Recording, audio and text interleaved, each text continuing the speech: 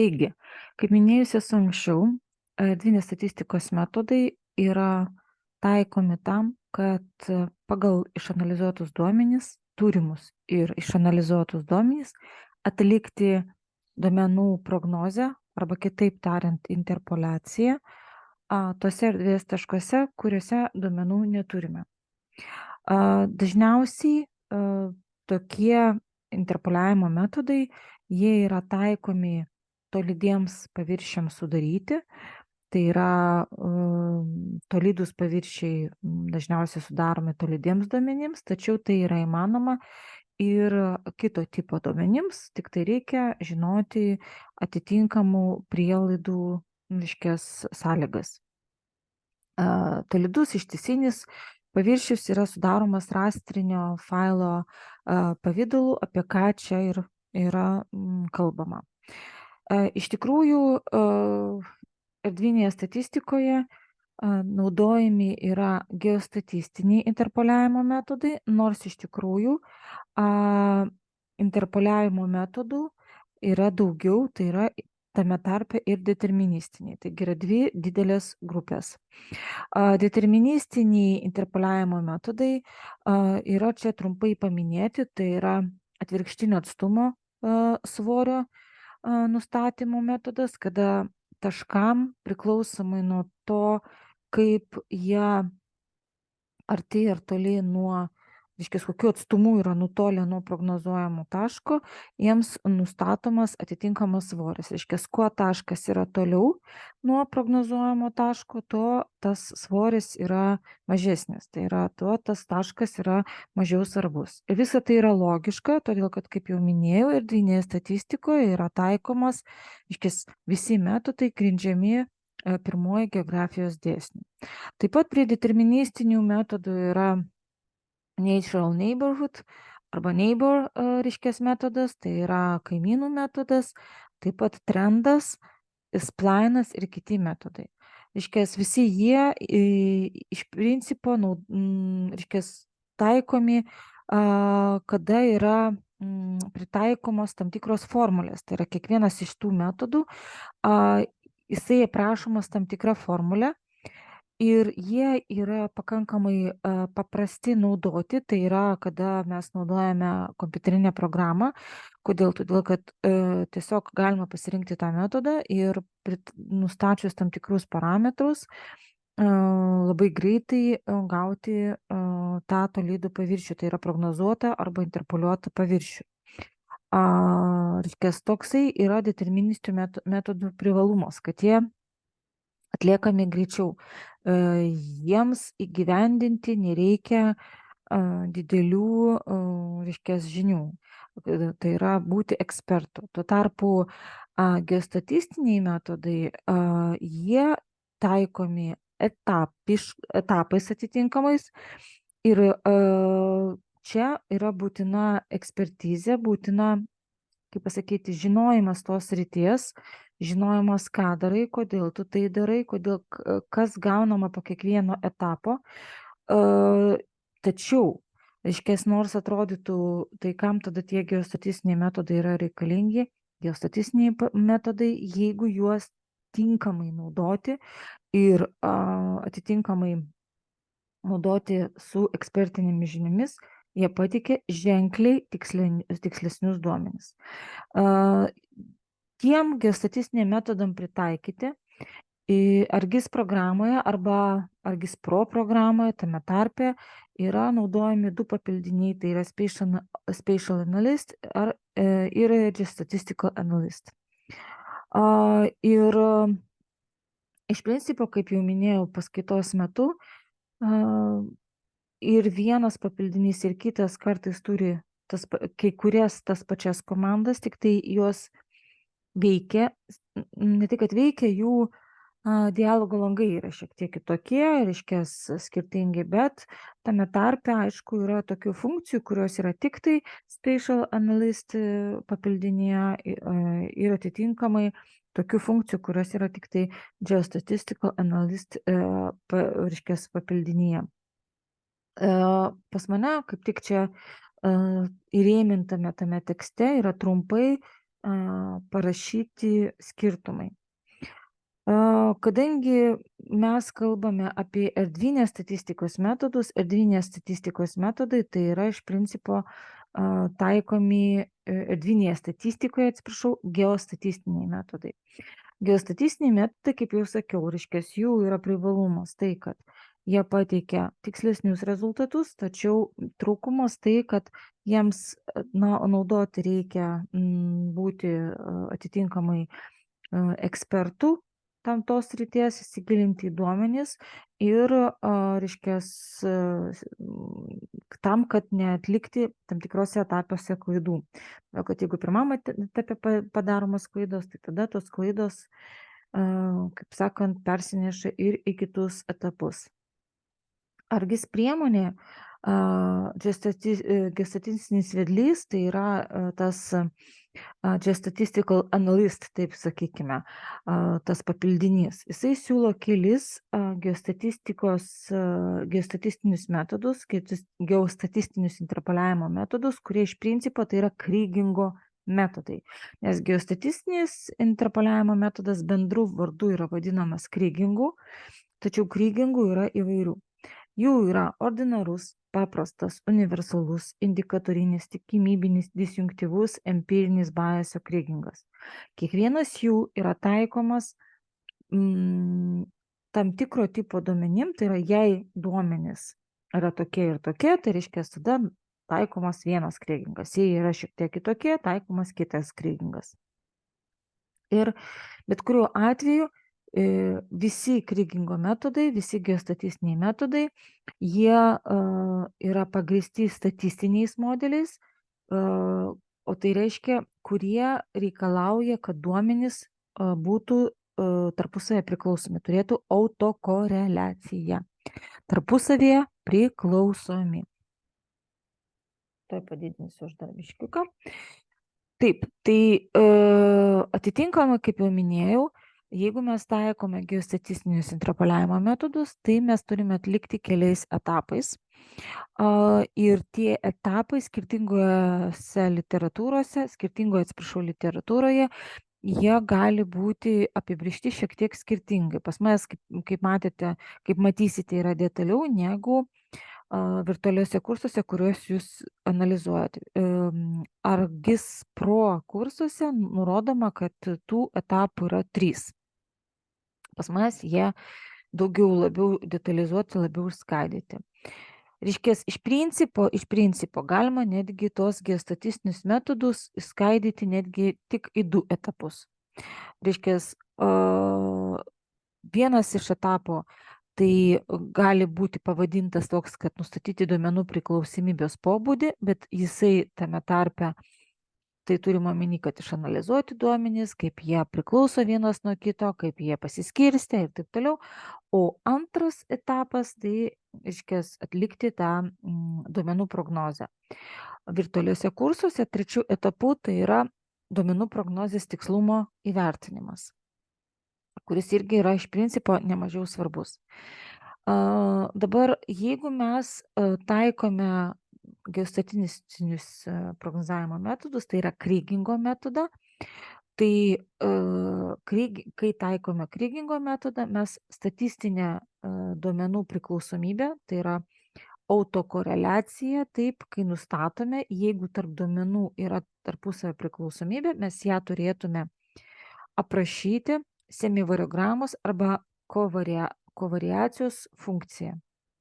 Reiškia, tos funkcijos jūs irgi matėt virtualiuose kursuose, jos viena kitai priešingos yra, jeigu semivariograma grafikas jisai didėja, atstumui didėjant, tai kovariacijos funkcija mažėja atstumui didėjant. Reiškia, dar prieisime prie to grafiko.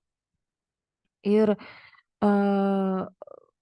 iš principo kovariacija Argis Pro programoje mažiau naudojama ir šiaip, S3, reiškia, produktuose, tai mes analizuosime semivariogramą.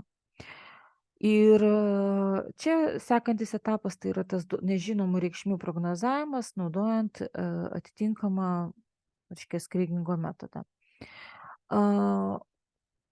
atitinkamai vėlgi, kaip jau buvo minėta anksčiau, duomenys, kad jiems galėtume taikyti geostatistinius metodus, turi įgyvendinti tam tikras prielaidas. Tai yra, turi būti netgi ne vidutinis, čia atsiprašau, labiau klaida, vidinis stacionarumas. Tai reiškia, vidinis stacionarumas, kas yra stacionarus, ne, objektas ar reiškinys. Stacionarus tai yra pastovus. Turim omeny, kad vidurkis yra pastovus tarp mūsų reikšmių. Ką reiškia vidurkis? Turim omeny, kad tas mūsų reiškinys, ką mes beanalizuotume, kad jis, jo vidurkis daugmaž nekinta, nekinta erdvėje. Aišku, taip nebūna, kad visiškai nekistų. Reiškias, atitinkamai yra kažkokių tai nedidelių pokyčių ir tie nedideli pokyčiai, svyravimai, jie jau yra aprašomi atsitiktiniam klaidom, kurias apibūdina būtent semivariograma. Reiškia, čia formulės nėra, bet mintis yra tokia, kad erdviniai duomenys sudaryti iš dviejų komponentų - iš vidurkio funkcijos ir paklaidų. Vidurkis, čia nors ir sakoma, kad yra pastovus, iš tikrųjų jis irgi gali būti tam tikrais atvejais nepastovus, bet jeigu jis yra nepastovus, mes turime vėlgi sužinoti, kokiu dėsningumu tas vidurkis kinta, tam, kad Krigingui pateikti to dėsningumo formulę.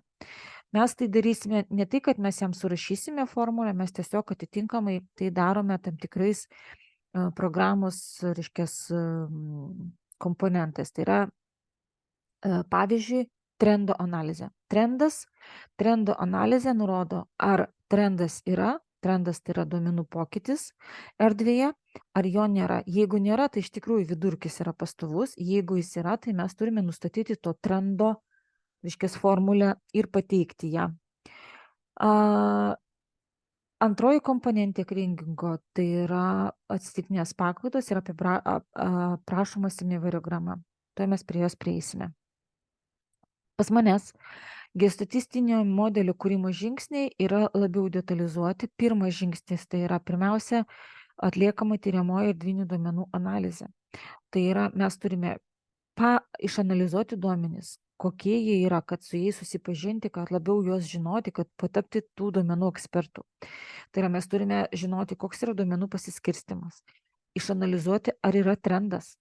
Jeigu yra trendas, tai kokio tipo trendas yra. Ar duomenyse yra išskirčių.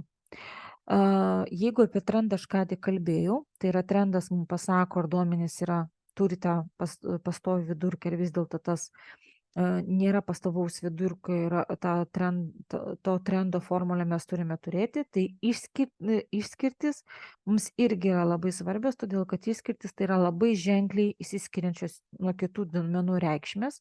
Jos gali ne tai, kad sugadinti visą vaizdą, bet jos gali labai iškreipti tam tikrus statistinius parametrus.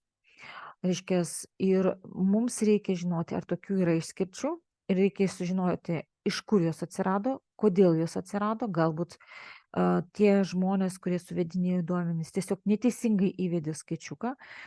Ar tos išskirtis gali būti toje teritorijoje, toje erdvėje, kurią jūs analizuojate, ir jeigu jos yra, reiškia, vėlgi nuspręsti, ką su jomis daryti. Vienais atvejais ekspertai nusprendžia jas pašalinti, bet tai yra pati, kaip čia pasakyti, paskutinė situacija, kada tai daroma. Todėl, kad jeigu patiems reikia rinkti duomenys, arba, kaip yra dabar, dažnai reikia susimokėti už duomenys tam tikrus, jeigu juos surinko kažkokia kita įmonė, tai iš tikrųjų yra labai gaila pašalinti duomenys, tuo labiau, kad neužmirškime, realybėje niekada nebūna visi duomenys gražus. Tai yra, būna visada kažkokių tai išskirtinių situacijų ir mes išmesdami išskirtinės reikšmės, jeigu jos atsirado ne dėl žmogaus duomenų suvedimo, aiškias netikslumo klaidos, mes gaunasi labai idealizuosime situaciją, kas irgi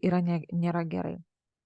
Sekantis etapas tai būtų tos empirinės semivariogramos arba kovariacijos reikšmių skaičiavimas. Mes, aišku, pasikartoju, aš akcentuosiu empirinės semiovariogramos reikšmių paskaičiavimą, tada modelio pritaikymą empirinėms reikšmėms semiovariogramos, paaiškinsiu, kodėl to reikia.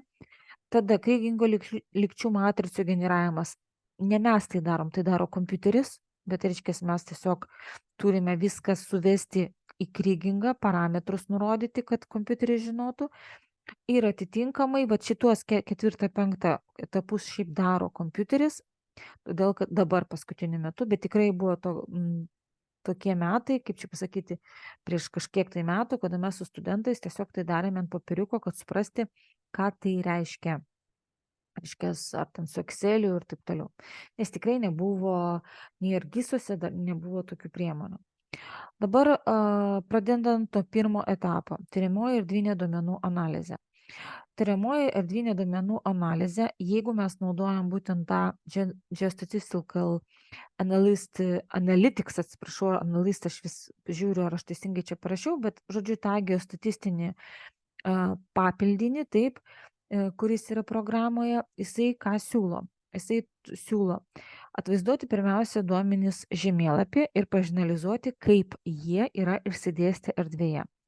Iš tikrųjų, vizualiai, kai mes pamatome savo duomenys erdvėje, kaip jie išsidėstę, tai daug ką irgi mums pasako. Mes pamatome galbūt, kad kažkur tai yra toje erdvėje duomenų trūkiai. Mažiau išmatuota duomenų, kitur yra daugiau išmatuota duomenų. Galbūt ten kažkur tai yra sankaupas duomenų, reikėtų pasiaiškinti, kodėl, ne? Jeigu jūs tenais, tarkim, žmonės klausome, tai galbūt dėl to, kad taip yra apgyvendinta ta vietovė, taip, iškės kažkokius tai duomenys turite visuomeninės geografinės, taip, tai čia irgi tas yra svarbu, o gal ten tiesiog buvo neapklausti tie žmonės, iš tikrųjų, galbūt žmonių pasiskirstimas yra daugmaž vienodas, o šitą reikia pasianalizuoti. Reikia taip pat žinoti, koks yra duomenų skirstinys. Taip, tam yra sudaromas histogramos, kukų diagramos. Kukų tai turime omeny kvantilių diagramos. Ir tame tarpe skirstinio analizė, histogramos analizė parodo, ar duomenys yra išskirtis. Jeigu tos išskirtis yra, mes irgi, reiškės, galime po to nuspręsti, ką su jom daryti, kaip jau sakiau, ar tai pašalinti ir vis dėlto palikti. Bet prieš tai dar, jeigu pažvelgti, kada mes analizuojam duomenį skirstinį, yra viena iš prielaidų, kad duomenys turi būti vis dėlto pasiskirstę pagal normalinį dėsnį. Bet taip būna, ne visada. Ir kad mes galėtume toliau taikyti kitus etapus, jeigu yra nepasiskirstę pagal normalinį dėsnį, jeigu mes taikysime kitus geostatistinės analizės etapus, vadinasi, rezultatų tikslumas bus negeras, nes mes neįgyvendiname tam tikrų prielaidų, kurios turi būti įgyvendintos. Tai išeitis kokia yra? Yra galimybė duomenys transformuoti. Transformacijos būdų yra įvairių. S3 programoje, tai yra ArcGIS Pro programoje siūloma logaritmuoti duomenys, dažnai logaritmavus duomenys, jie aišku tada, supraskime, kad reikšmės logaritmas atrodo kitaip, bet tada pasikeičia skirtinys. Reiškia, ta histograma parodo, kad duomenys labiau pasiskirstę, taip dažniausiai būna, normaliniam skirstiniui. Tai reiškia, jau mes tada tą prielaidą įgyvendiname. Dabar taip pat, kas dar vyksta, tai ieškoma globalūs, lokalūs nuokrypiai. Nuokrypiai tai tam tikros vietos, kur labiausiai yra duomenys nukrypę nuo vidurkio, jeigu taip galima išsireikšti. Irgi tam naudojamos histogramos, semiovariogramos, kovariacijos debesis ar Voronojos žemėlapis. Man atrodo, ArcGIS Pro virtualiuose kursuose tas Voronojos žemėlapis beveik yra nenaudojamas, kaip pastebėjau, bet jeigu su ArcGIS Mapu dirbti, tai ten jisai buvo plačiai naudojamas. Trendo analizė. Minėjau, kad trendas mums yra svarbu išsiaiškinti, ar duomenys turi pastovių vidurkį ar ne, ir tai mums leidžia nustatyti trendo analizę. Jeigu mes išsiaiškinam, kad trendas yra, vadinasi, tas vidurkis nėra pastovus, mes turime išsiaiškinti, kokia formulė tas trendas yra aprašomas. Taip pat vėlgi gali būti analizuojami lokalūs svyravimai, tai yra tam tikrose nedidelėse teritorijose, kaip svyruoja tie reiškias vidurkis, standartinis nuokrypis, ar jie yra pastovūs ar nepastovūs, reiškias, vėlgi tai leidžia padaryti Voronojų žemėlapis. Bet aš pasikartoju, mes visada atsižvelgiame į tai, ką mums duoda priemonė. Jeigu ArcGIS Pro jums virtualiuose kursuose Voronojų žemėlapio nėra, jūs vadinasi jo ir nenaudosite. Ir pagaliau analizuojame erdvinę autokoreliaciją. Tam yra vėlgi sudaromas semivariogramos ar kovariacijos ar kryžminės kovariacijos debesis. Ir tam, kad išsiaiškinti, ar yra ta erdvinė autokoreliacija, nes jeigu erdvinės autokoreliacijos nėra, tai yra jeigu duomenys nėra tarpusavį priklausomi, tai iš viso jokie geostatistiniai metodai negali būti taikomi. Nes pasikartoju, tai viena iš pagrindinių prielaidų yra. Tai reiškia, jūs tą turėkite omeny.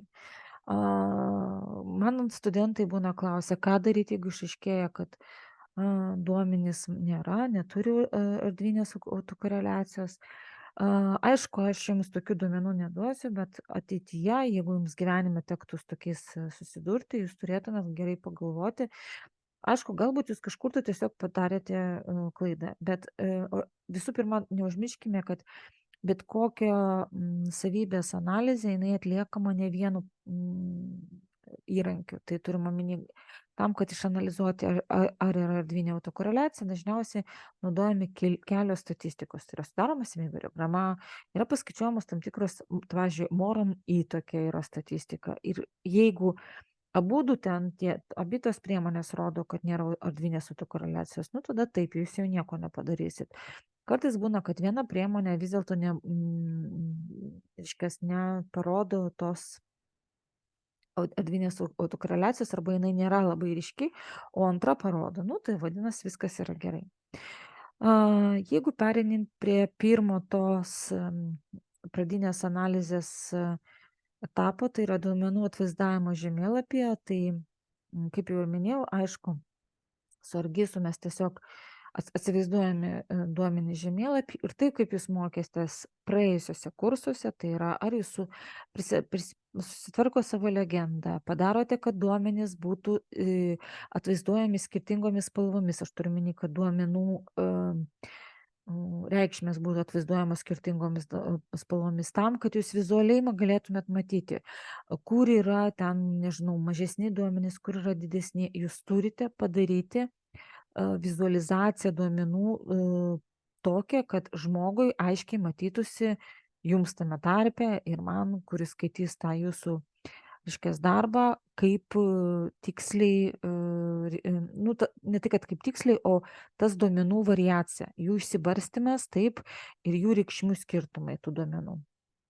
Taip pat duomenų skirstinių nustatymai, atitinkamai, aš jau čia prieš tai minėjau, kad tam yra daromas, histograma, yra ir atitinkamas Gauso skirstinio tokia komanda. Gauso skirstinys, tai, man atrodo, jisai atrodo tokiu,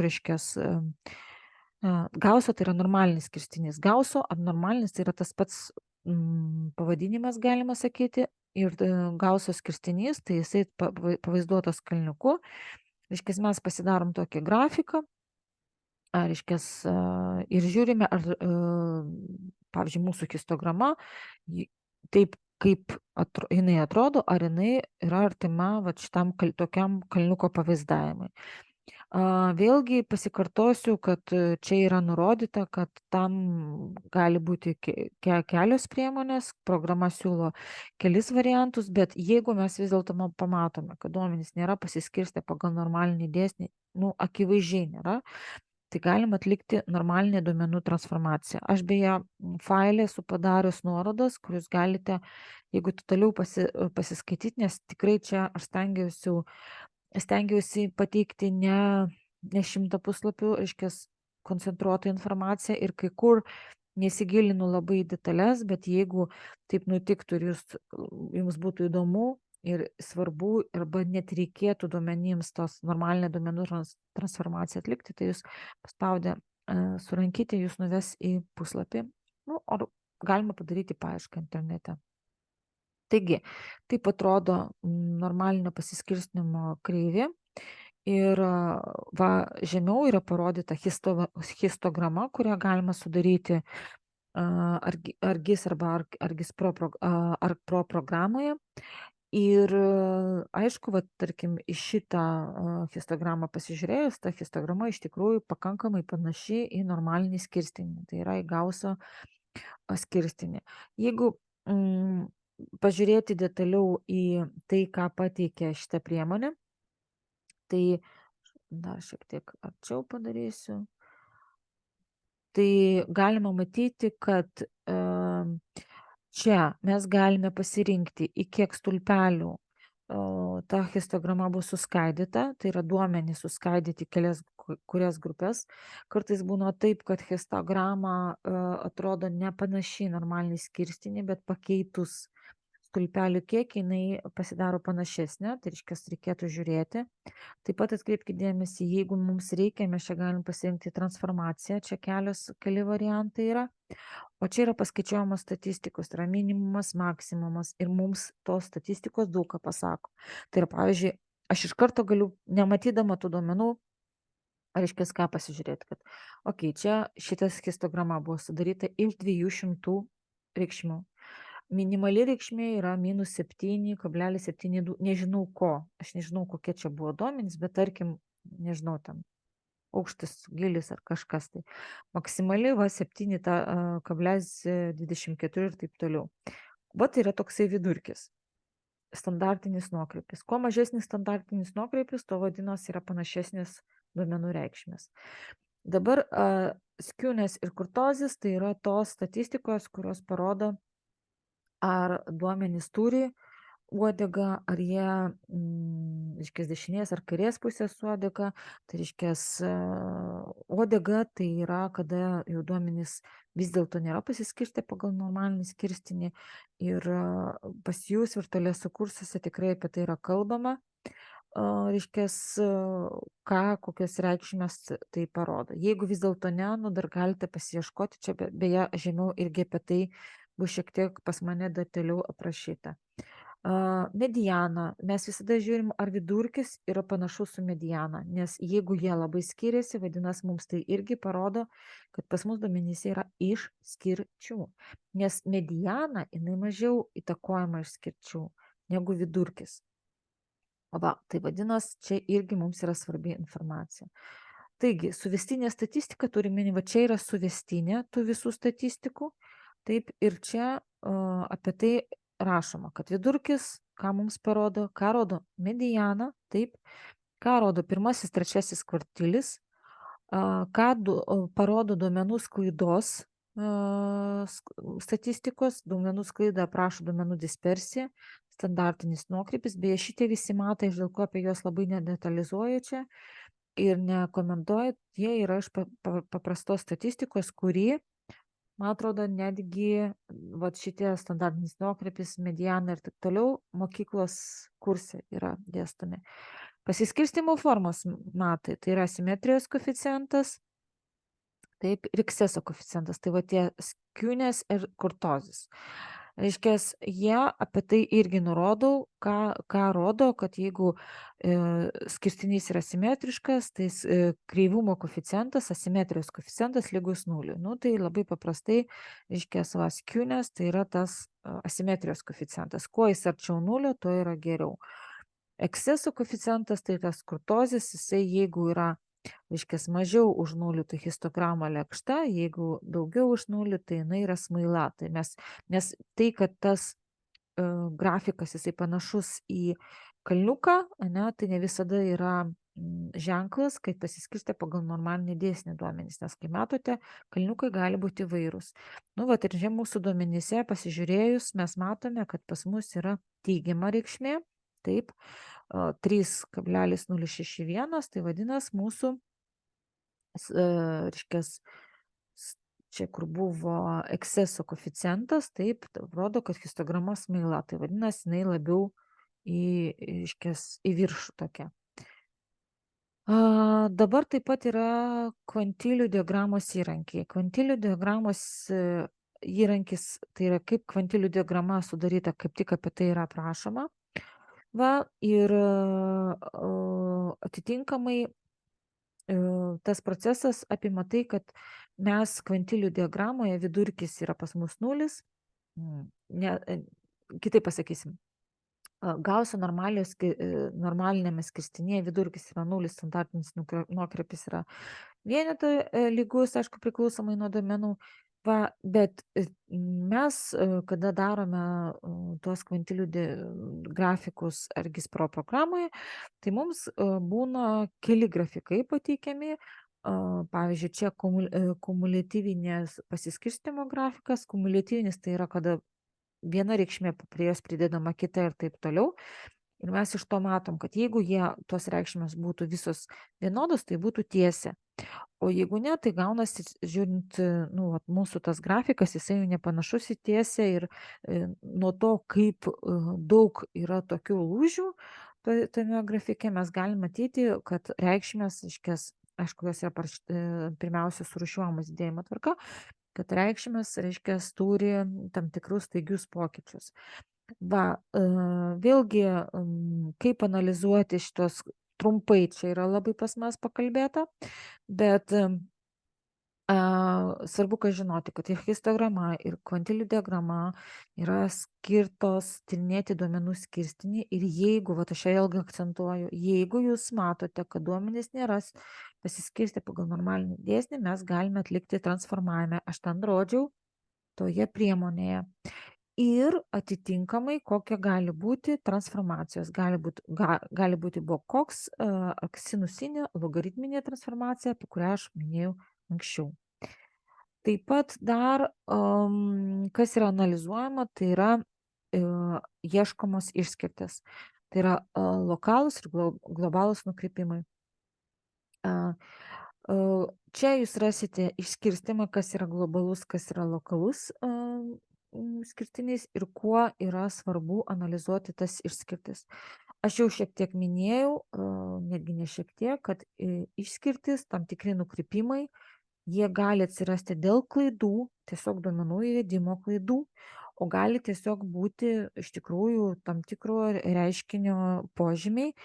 Bet mums yra labai svarbu išsiaiškinti, ar yra tos išskirtis, jas turėti omenyje ir čia jau jūsų kaip eksperto yra sprendimas, ką su jomis daryti. Aš ko čia detaliai neaprašau, bet ką reikėtų akcentuoti, kad ne visos išskirtis yra blogos. Būna kartais yra išskirtinė reikšmė, bet iš tikrųjų jinai nedaug keičia mūsų duomenis. Jeigu jinai ženkliai keičia mūsų statistikas, ten vidurkis nuo jos tos reikšmės, keičiasi ženkliai, tai jinai būna kenksminga. Bet ne visos yra kenksmingos, tai atitinkamai vėlgi čia kokios priemonės tam naudojamos, kad tas išskirtis visų pirma nustatyti. Taip. Kaip nustatyti, ar nekenksminga ar nekenksminga? Pats paprasčiausias metodas, jisai toksai vienas iš primityvių, aš dabar jį paminėsiu. Tai pavyzdžiui, jeigu jūs iš duomenų masyvo tą reikšmę išskirtinę išėmate ir pažiūrėt, ar labai keičiasi pas jūs visos statistikos, grafikas ir taip toliau. Jeigu jūs ją išėmėte ir atitinkamai pas jūs ir duomenų pasiskirstimas pasidaro ženkliai panašesnis į normalinį skirstinį ir visi matavimai, ten vidurkis keičiasi ženkliai, tai vadinasi, jinai buvo kenksminga. Bet pasikartoju, išmesti tokią reikšmę reikėtų pačių blogiausių atveju. Toliau, aš minėjau, kad iš principo Krygingas edviniai duomenys aprašomi tam tikrų modelių, kurį sudaro dvi komponentės, tai yra trendas arba pastovus vidurkis ir atsitiktinės paklaidos. Atsitiktinės paklaidos yra aprašomos pavaizduojamos semivariogramos ar kovariacijos modelio pagalba. Mes, kaip jau minėjau, akcentuosime vis dėlto semivariogramą ir yra pradžiai sudaroma empirinė semivariograma. Kas yra empirinė semivariograma? Kuo jinai skiriasi nuo kitų? Empirinė, tai turime omeny, kad mes empirinę semivariogramą padarom iš turimų duomenų. Atitinkamai, kokiu principu yra sudaroma empirinė semivariograma. Čia mes turime ne empirinę semivariogramą, iš karto reikėtų nemaišyti, va čia yra grafiko pavadinimas, tai yra nurodyta, kad mes galime pasižiūrėti semivariogramos arba kovariacijos debesį. Tai yra debesis, tai kada yra visos įtrauktos reikšmės. Kas yra semivariograma? Semivariograma iš tikrųjų, kaip jinai paskaičiuojama. Vėlgi formulės aš čia, man atrodo, nepateikiu. Pažiūrėsiu. Va, pateikiu semivariogramos formulę. Atrodo, gal jinai pakankamai baisiai, iš tikrųjų čia nieko sudėtingo nėra. Tai yra, paimama viena matavimo reikšmė, tai yra, viename taške, vieno taško reikšmė, paimama kito taško reikšmė, tai yra dviejų taškų reikšmės ir paskaičiuojama tų taškų dispersija. Dispersija tai yra vienas iš tų matų, kuriuos, pasikartoju, moko netgi mokykloje. Tai yra dispersija, yra nukrypimas tarp tų taškų reikšmių. Tai vat tų nukrypimų, va čia va tie taškai, reiškia, visų taškų porų. Ką reiškia visų taškų porų? Jeigu mes turime 5 taškus, tai porų bus tikrai ne 5. Porų bus pirmas taškas su antru, pirmas su trečiu, pirmas su ketvirtu, pirmas su penktu. Toliau antras su pirmu, nors prieš tai mes sakėm, kad pirmas su antru kartojasi, toliau antras su trečiu, antras su ketvirtu, antras su penktu. Žodžiu, tokių porų labai gaunasi nemažai. Bet tos poros kartojasi, nes mes galime pasižiūrėti pirmą su antru ir antrą su pirmu. Kad tų porų pasikartojančių nebūtų, bet dėl to čia yra viena antroji. Reiškia, viena antroji atsiranda todėl, kad pašalinti pasikartojančias poras, kad nebūtų analizuojama dispersija tarp pirmo antro taško ir dar kartą tarp antro pirmo taško. O taip čia paprastai primityviai bandau aš jums paaiškinti. Reiškia, šičia gaunasi tie taškai, tai yra tiesiog tarp visų porų paskaičiuota dispersija. Apatinėje aši tai yra atstumas tarp tų taškų porų, o viršutinė aši yra pati semivariograma, tai yra dispersija. Vadinasi, kuo taškas yra aukščiau, vat šitas semivariogramos, tuo tarp tų dviejų reikšmių buvo didesnis skirtumas. Kuo arčiau grafiko, reiškias nulio, tuo mažesnis skirtumas. Ir va čia bandoma parodyti, kaip tos poros, va čia, kaip jos analizuojamas. Iš principo, tai analizuojamas, reiškias, visos poros, jeigu mes turime debesį, tai yra tiesiog visos poros imamos ir visos semivariogramos porų, reiškias, tiksliau visų porų semivariogramos reikšmė yra pavaizduojama grafike. Bet empiriniai semivariogramai yra kitaip. Empirinėje semivariogramoje, aš čia parodysiu, man atrodo, žemiau. Ne. Empirinėje semivariogramoje jūs darėte, reiškias, tose virtualiuose kursuose yra taškai, ne visi, o po vieną jie dažniausiai kyla. Tai yra empirinėje semivariogramoje, ne semivariogramos debesyje, o empirinėje semivariogramoje taškų poros priklausoma nuo to, kokie atstumai tarp jų yra sugrupuojami pagal atstumus. Tai yra paimamas, pavyzdžiui, grupė taškų nuo 0 iki, pavyzdžiui, čia yra iki 0,63. Tai yra visos paimamos tos poros, tarp kurių atstumų yra toksai, čia nežinau čia ko, metrų, centimetrų, milimetrų, tarkim centimetrų, ir paimamas, išmatuojamas atstumas iš principo tarp visų taškų porų ir tos, tarp kurių yra atstumas nedidesnis nei 0,63 ko ten metro, tarkim, atsiprašau, tai tada, reiškia, jos įeina į vieną grupę ir tai grupiai vienai sudaromas vienas taškas. Po to įmamas kita grupė tų porų, tarp kurių atstumas yra nuo 0 iki 1,25, tai yra net daugiau negu 1,25. Gaunasi tik tai tokios, reiškias, taškų poros ir joms visoms paskaičiuojama semivarograma. Mes gauname tokius po tašką, jie dažniausiai kyla. Nu, kartais nusileidžia, vėl kyla, nusileidžia. Reiškias, tokiu principu yra sudaroma empirinės semivarogramos grafikas. Va, čia apie tai aprašoma šiek tiek detaliau, kas yra, kuo skiriasi, reiškias, semivarograma nuo kovariacijos, reiškias, koks būtent skirtumas yra tarp jų, ką leidžia būtent geostatistinė ta priemonė, taip, ir kaip tai atrodo vizualiai, pavyzdžiui, jeigu įsivaizduoti tas taškų poras erdvėje. Aišku, jūs dirbot ne su tokiais duomenimis, ne su gamtiniais duomenimis, bet tam, kad suprasti, kaip veikia šitas metodas, yra labai vis dėlto geriau suprasti tai, kad mes, tarkim, galbūt turime aukščio reikšmės erdvėje ir mes tarp visų taškų porų išmatuojame atstumus, taip, jie sugrupuojame pagal atstumą į grupės, o tada jau matuojame, ant kiek tarp tų taškų porų reikšmių, taip, yra kokie skirtumai. Ir atitinkamai, gali būti, pažiūrėjau, kad ir tokia empirinė semivarograma. Čia yra ne debesis, čia šiek tiek yra mažiau reikšmių ir taip toliau. Čia netgi yra prašyta, o kas, jeigu mes turime, tarkim, 5000 reikšmių, tai įsivaizduokite, kiek gaunasi pas mus taškų porų. Gaunasi 12,5 milijono taškų porų. O dabar įsivaizduokit, kad jeigu jums tą reikėtų daryti, kad ir tuo pačiu Excel. Tai iš tikrųjų labai imlus darbas, o kompiuteris tai padaro pakankamai greitai. Va, lagas, čia minimas, tai čia yra tas atstumas, pagal kurį tos poros yra grupuojamas į grupės. Taip, ir tas, lagą pasirinkti galima pačiam, o šiaip, aišku, kompiuteris pats parenka tokį optimaliausią lagą. tą atstumą, taip vadinami.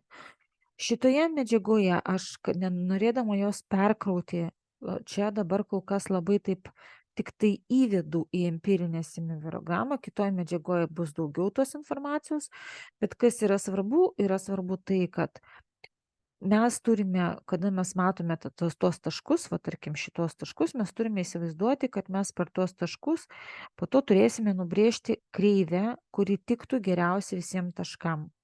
Ir kada mes nubrėžiam kreivę, jinai dažniausiai būna kylanti, taip, ta kreivė turi kelis parametrus. Tai yra grinuolis nudge, tai yra ta vieta vertikalioje ašyje, ties kurie prasideda kreivės, kur yra kreivės pradžia, nes apačioje pas mus yra atstumas, primenu, o viršutinėje ašyje, tai yra Y ašyje, yra semivarograma, semivarogramos reikšmė. Taigi, grinuolis tai yra tas taškas, ties kurie prasideda kreivė, toliau jinai kyla ir ties kažkokiu tai momentu jinai gauna pastovumą. Tas momentas, kada jinai gauna pastovumą, mes tada turim jį fiksuoti ir Y ašyje, ir X ašyje. X ašyje tai bus sil, tai bus slenkstis. Taip. Reiškias, o Y ašyje, tai atsiprašau, ne taip pasakiau, X ašyje tai bus plotis, range, o Y ašyje tai bus slengstis. Slengstis bus nuo 0 iki pat maksimalaus taško, o dalinis slengstis nuo grinuolio iki maksimalaus taško, ties kuriuo kreivė įgavo pastovumą. Tai yra, mums yra svarbu pradžia kreivės ir kreivės, ne tik kad pabaiga, bet tas taškas, kada kreivė nusistovi.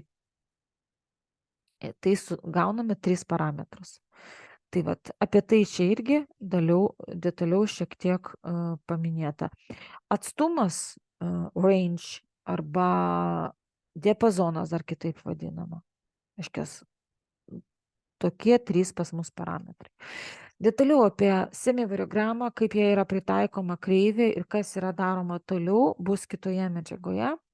O čia toksai buvo kaip ir detalesnis mano medžiagos pristatymas. Persiskaitykite, jeigu bus kažkokių tai klausimų, prašom man užduoti jos paskaitos metu arba blogiausiu atveju elektroniniu paštu.